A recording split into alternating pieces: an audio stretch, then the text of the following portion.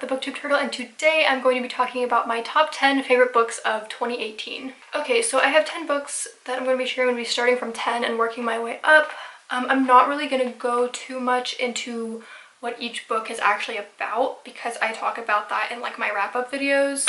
Some of these are from my fall wrap-up though, which is probably not up by the time this video is up, so we'll see. Number 10 on the list is Smoke by Dan Villetta.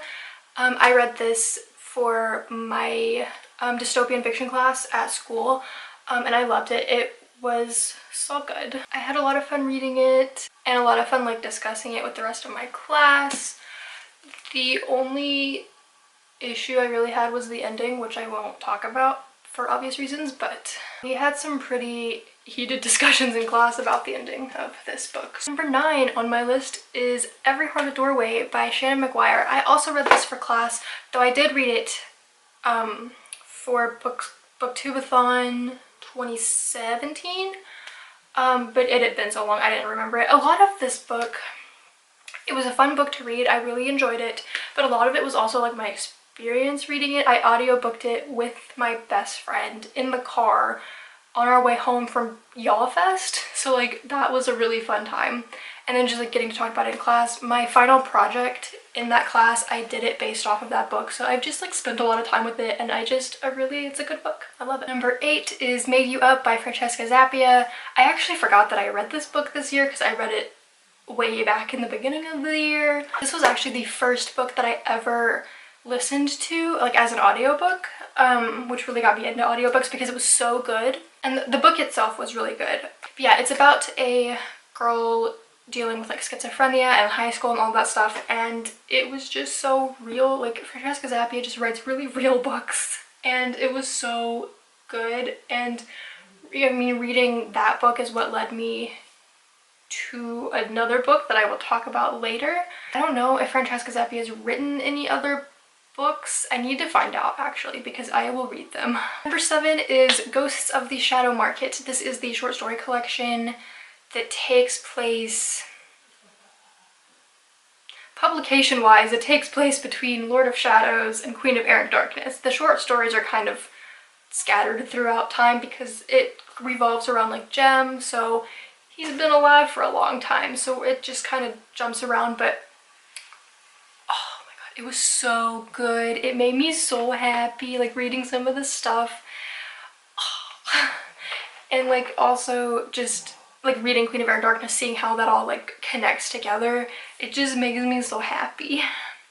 I can't give like, I'm not gonna give like spoilers or anything, but like some of the stories, the story with Alec and Raphael, the Shadowhunter child, was like one of my favorites. Number 6 is the Riser trilogy by Becca C. Smith.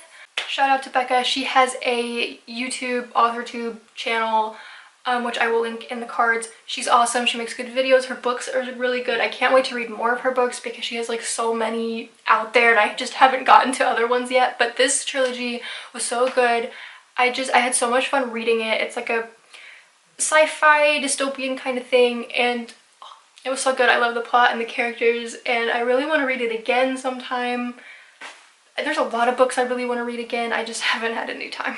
So number 5 is the Casper Chronicles series, or the Beautiful Creatures series. This is the only book of the series that I own.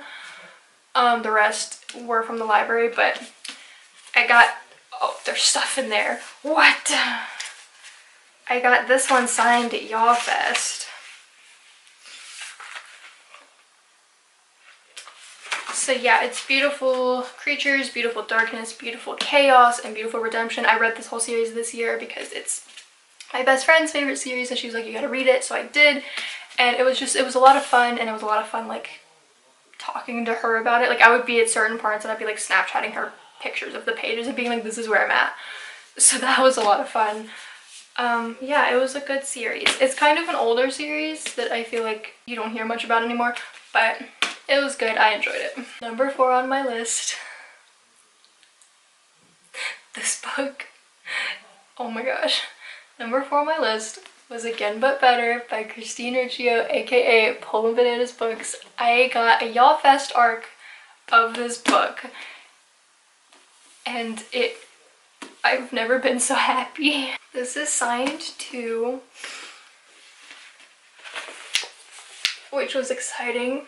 We have it on video of me getting this signed and talking to Christine and probably screaming on the inside. So yeah, this book was so good. It was so good. It was, oh, I don't even know what to say. It was just so good. And I want to read it again already. And I've pre-ordered the like real version of the book that has like all the formatting and the hardcover and the actual front cover. And I'm excited, and it was so good. And I'm so happy that I got a copy of it. I don't even know what to say. It was just amazing. It was funny. I laughed. I cried. Oh, every second of it was so good. Okay, we're getting down to it. Number 3 is Restore Me by Tahara Mafi. This book was so good. It was so good. How many times have I said so good in this video? It's between 400 and 500 pages. And I read it in one day, in one sitting. I got the book and I just sat there and read all of it. It was so good. It was so funny, and the characters are just amazing. And there is about halfway through, maybe a little more than halfway, is just like the biggest plot twist ever. And I'm still not and haven't entirely processed it yet. And this book came out in like March. One of my most anticipated books of 2019 is the book that comes after this one. I'm so excited. Number 2 is Queen of Air and Darkness by Cassandra Clare. I'm technically not finished with it. I have like maybe 300 pages left, but it's number 2. I already know it's gonna be number 2. I've known it's gonna be number 2 since August, because August was when I read my number 1 book, and I was like, okay, all year I was like, this is gonna be number 1. This is gonna be number 1, until I read the number 1 book and I was like, that one's number 1. And this one's gonna have to be number 2. It's fine.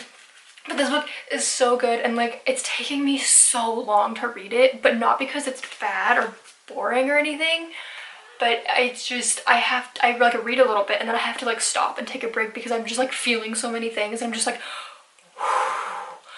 okay, breathe, it's okay, they're gonna be okay. And it's just taking me a billion years to read it. I'm gonna finish it in the next couple of days, but it's been a struggle. And my number 1 favorite book of the year is Eliza Her Monsters by Francesca Zappia. I read this book for Booktubeathon, and I have never felt this way while reading a book. I loved it so much, and it has to do with like anxiety and depression, and it was just like the realest thing I have ever read. Like, I don't even have words for like how much this book like impacted me, and it like inspired me and motivated me to keep going with my current book that I'm working on right now that also deals with like anxiety and depression. And I was just like, I want my book to evoke like those same feelings that this one had for me. It was so good. I'm planning, as soon as I'm done with Queen of Air and Darkness, I'm reading this again. So, I'm so excited. It's so good. So yeah, that is my top 10 for 2018. Thank you so much for watching. Let me know down in the comments what some of your favorite books of 2018 were. If you enjoyed this video, be sure to like, comment, and subscribe.